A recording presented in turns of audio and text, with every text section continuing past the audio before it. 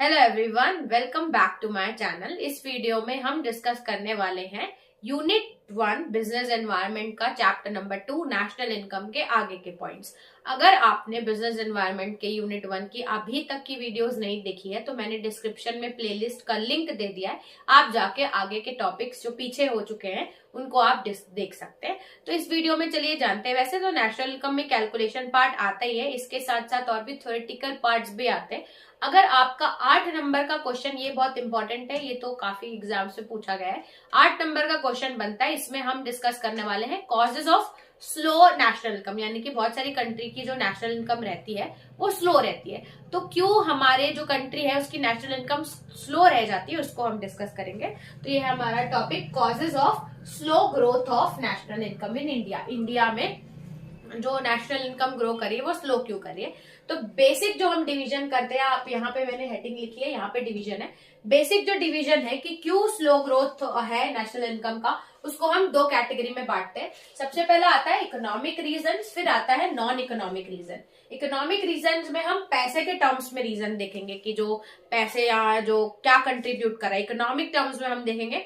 Non economic यानी कि वो सोशल और पॉलिटिकल हो जाएगा, उससे मनी मैटर्स का कोई लेना देना नहीं होगा। तो दो फैक्टर्स होते हैं जिसके कारण इंडिया की नेशनल इनकम स्लो है, वो है इकोनॉमिक फैक्टर्स और non economic factors. Non economic में हम डिस्कस करेंगे सोशल और पॉलिटिकल मैटर्स के कारण स्लो ग्रोथ होता है, और इकोनॉमिक मैटर्स में मैंने ये पॉइंट लिखे हैं। ये मैंने पॉइंट लिखे हैं, मैं इसको एक्सप्लेन करूंगी, उसके बाद आप अपने ओन वर्ड्स में भी लिख सकते हैं एग्जाम में, या अगर आपके पास बुक हो तो आप उसमें से नोट्स बना सकते हैं, या जो मैं बोलूंगी उसमें से भी आप नोट्स बना सकते हैं। तो चलिए देखते हैं इकोनॉमिक रीजंस क्या है। इकोनॉमिक रीजंस में आता है लैक ऑफ स्किल्ड लेबर। हमारी कंट्री की जो नेशनल इनकम है वो स्लो क्यों ग्रोथ कर रही है, क्यों? क्योंकि हमारे पास स्किल्ड लेबर नहीं है। अगर लेबर अच्छे से स्किल्ड होंगे, एजुकेटेड होंगे, ट्रेनिंग उनको प्रॉपर मिली होगी, तो वो ज्यादा प्रोड्यूस कर पाएंगे। जितना ज्यादा वो प्रोडक्शन करेंगे नेशनल इनकम ग्रोथ होगा। तो क्योंकि लैक ऑफ स्किल्ड लेबर के कारण हमारे पास नेशनल इनकम स्लो ग्रोथ होगी। फिर है नेक्स्ट टॉपिक, ये लिख सकते हो लैक ऑफ इंडस्ट्रियलाइजेशन। इंडस्ट्रियलाइजेशन हमारी कंट्री में स्लो हो रहा है, यानी कि जिस रेट में बाकी countries China Japan industry setup कर रहे हैं, इंडिया में उतनी ज्यादा इंडस्ट्री सेटअप नहीं हो पा रही। अगर इंडस्ट्री सेटअप नहीं होगी तो प्रोडक्शन अच्छे से नहीं होगा, और कम प्रोडक्शन के कारण इंडिया का नेशनल इनकम का जो ग्रोथ है वो स्लो हो रहा है। ठीक है। फिर है अनएम्प्लॉयमेंट। अनएम्प्लॉयमेंट यानी कि बहुत इंडिया में तो ये मेजर प्रॉब्लम है कि बहुत सारे लोग जो रहते हैं वो क्या है, अनएम्प्लॉयड। अनएम्प्लॉयड यानी कि उनको जॉब नहीं मिल रही। अब अगर बहुत सारे लोग अनएम्प्लॉयमेंट रहेंगे, यानी कि वो जो काम नहीं करेंगे, तो कुछ वो नेशन में कंट्रीब्यूट ही नहीं कर पाएंगे। तो ये एक प्रॉब्लम है अनएम्प्लॉयमेंट की, यानी कि लैक ऑफ जॉब्स की, या लोग एम्प्लॉयड नहीं है, काम नहीं कर रहे हैं, इसके कारण भी जो नेशनल इनकम है उसका स्लो ग्रोथ हो रहा है। नेक्स्ट रीजन हम लिख सकते हैं कि इंक्रीज इन प्रोडक्शन नहीं आएगा, इंक्रीज इन पॉपुलेशन आएगा। ठीक है, इसको मैं चेंज कर लेती हूँ, increase in population. Population increase होते जा रही है। आज जैसे कि मैंने पहले वीडियोस में हमने डिस्कस किया है कि ज्यादा पॉपुलेशन कंट्री के लिए बर्डन होती है, तो गवर्नमेंट को उस पे ही खर्चा करने में पूरा टाइम चले जाता है, पैसे चले जाते हैं, तो वो हम उसको मनी को यूटिलाइज नहीं कर पाते।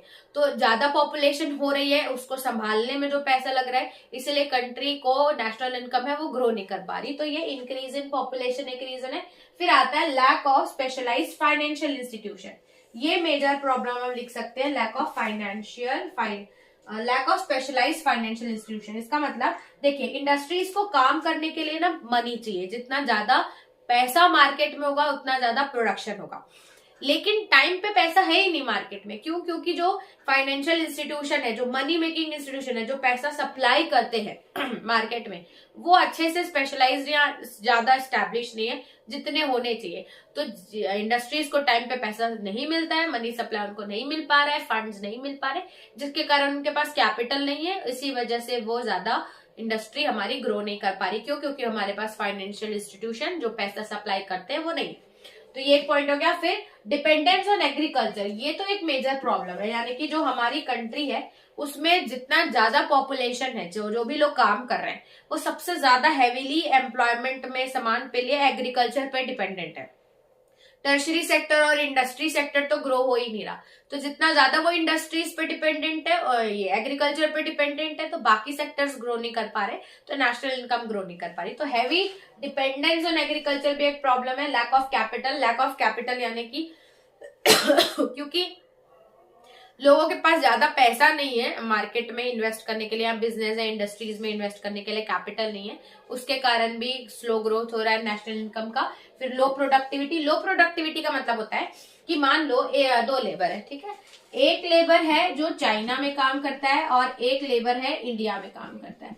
अब इसमें जो प्रोडक्टिविटी है, ये जो चाइना वाला में जो काम करता है लेबर, ये एक दिन में 15 यूनिट्स मैन्युफैक्चर कर रहा है। ये बुक की एक्सप्लेनेशन है।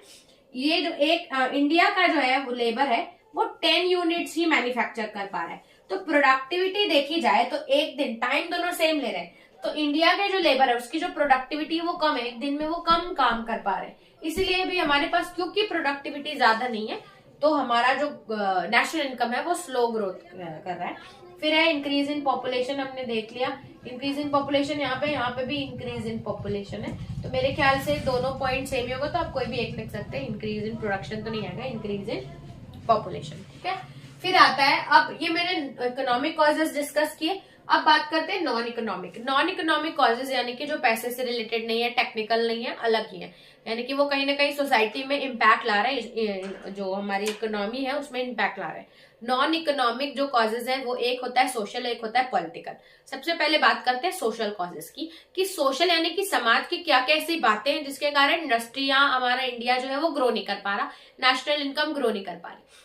तो पहली बात यह है कि जो इंडियंस है ना, उनका सेंटिमेंट ऐसा है कि वो सेटिस्फाई हो जाते हैं। थोड़े ही ग्रोथ होगा या थोड़ी उनकी इनकम होगी तो उनका एक सेंटिमेंट अटैच है कि दे सेटिस्फाइड। क्योंकि सेटिस्फाइड इंडियन ज्यादा है अपनी इकोनॉमी से, तो वो ग्रोथ करने का सोचेंगे ही नहीं, इसलिए जो नेशनल इनकम है वो ग्रो नहीं हो पा रहा है। ये एक बुक का पॉइंट है जो मैंने यहाँ पे लिखा है कि सेटिस्फाइड इंडियन यानी कि वो अपनी इनकम से, अपनी करंट स्टेट से सेटिस्फाइड है, that is why future growth में उनको ऑप्शंस नहीं दिख रहे, ठीक है।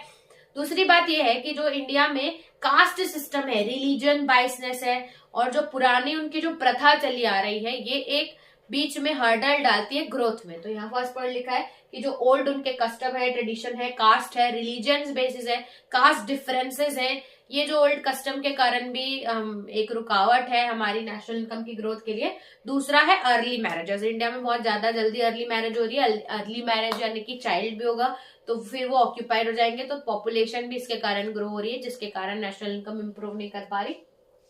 तो ये मैंने कुछ सोशल कॉजेज मैंने डाले, कास्ट सिस्टम और रिलीजन बायसनेस से लेके, ये कुछ प्रॉब्लम्स है जो इंडिया में नेशनल इनकम को ग्रोथ होने से स्लो कर रहे हैं। अब बात करते हैं पॉलिटिकल कॉजेज। पॉलिटिकल कॉजेज होता है related to the government of India. अब इसमें हम ब्रिटिश के टाइम का भी बात करते हैं और करंट स्टेट में भी कैसे। तो जब ब्रिटिश इंडिया की बात करें तो ब्रिटिश जब थी हमारे इंडिया में तो पॉलिटी वही संभाल रहे थे ब्रिटिशर्स। तो जब ब्रिटिशर्स इंडिया में थे तो वो क्या करते थे, इंडिया से रॉ मटेरियल लेके जाते थे, अपने ब्रिटेन में उसको मैन्युफैक्चर करते थे और वो बना हुआ सामान इंडिया को बेचते थे, यानी कि वो फिनिश्ड प्रोडक्ट्स इंडिया में बेचते थे और इंडिया से रॉ मटेरियल लेके जाते थे। और इंडिया में जितनी भी खादी या हैंडीक्राफ्ट इंडस्ट्रीज थी उनको उन्होंने बंद करा दिया था। तो ये जो ब्रिटिश का रूल लंबे समय तक इंडिया में चला, तो ये एक ऐसी मेंटालिटी डाल दिया लोगों में कि इंडिया में तो जो लोग हैं वो फिनिश्ड प्रोडक्ट्स ही कंज्यूम करते हैं, हम यहाँ पे कुछ बना नहीं सकते। ये लंबे समय तक ये प्रथा चली, जिसके कारण इंडस्ट्री का जो ग्रोथ था इंडिया में वो कम हो गया। तो ये एक पॉलिटिकल रीजन में हम लिखेंगे कि सप्रेस, जो ब्रिटिश रूल था वो इंडस्ट्रीज डेवलपमेंट को सप्रेस करके गया, नहीं तो तब से ही बहुत सारी इंडस्ट्रीज एस्टैब्लिश हो गई होती इंडिया में। दूसरा ये कारण है कि अगर इंडिया की पॉलिटिक्स बदलते रहेगी, यानी कि सरकार टाइम टू टाइम बदलते रहेगी, तो एक पॉलिटिकल स्टेबिलिटी नहीं पाएगी। अगर एक सरकार है तो एक रूल फॉलो होगा और उस हिसाब से हमारे नेशनल इनकम ग्रो करेगी। और अगर पॉलिटिकल अनस्टेबिलिटी रहेगी, सरकार के नियम कानून या सरकार बहुत बार बदल रही है, तो उस हिसाब से इकोनॉमी पे भी फर्क पड़ेगा, नेशनल इनकम स्लो ग्रोथ करेगी, ठीक है।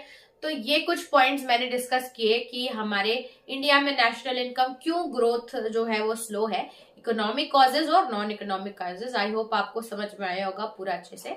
तो इस वीडियो में इतना ही रखते हैं, चलते हैं नेक्स्ट वीडियो में, देखते हैं नेक्स्ट टॉपिक। तब तक के लिए थैंक्स फॉर वॉचिंग।